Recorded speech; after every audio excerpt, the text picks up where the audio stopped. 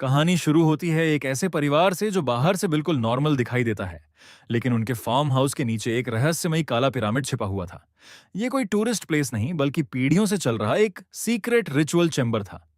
इस फैमिली ने सदियों पहले एक एंशंट इविल एंटिटी और आर से समझौता किया था। बदले में उन्हें दौलत और सुरक्षा मिली, लेकिन उसकी कीमत थी इंसानी बलि।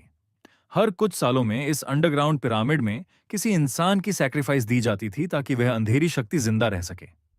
कई सालों तक सब ठीक चलता रहा, लेकिन एक रात परिवार जब बाहर से वापस लौटा, उन्होंने देखा कि घर का पालतू तोता मरा पड़ा है। उसकी हालत देखकर घर की मालकिन घबरा गई।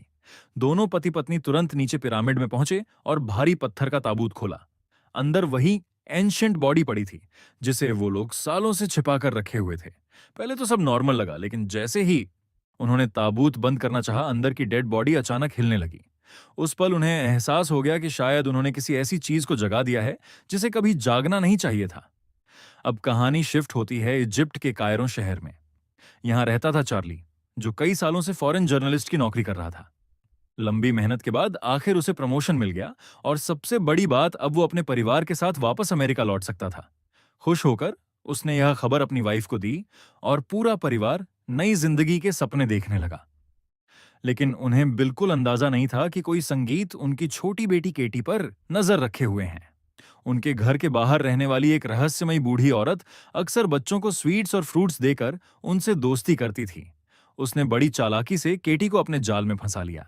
एक दिन उसने फल के अंदर जहरीले कीड़े छिपाकर बच्ची को खिला दिए। वो कीड़े सिर्फ जहर नहीं थे, बल्कि एक सुपर नेचुरल मार्किंग थे जो किसी एंशिएंट रिचुअल का हिस्सा थे। केटी को कुछ समझ भी नहीं आया, और वो धीरे धीरे उस औरत के कंट्रोल में आने लगी।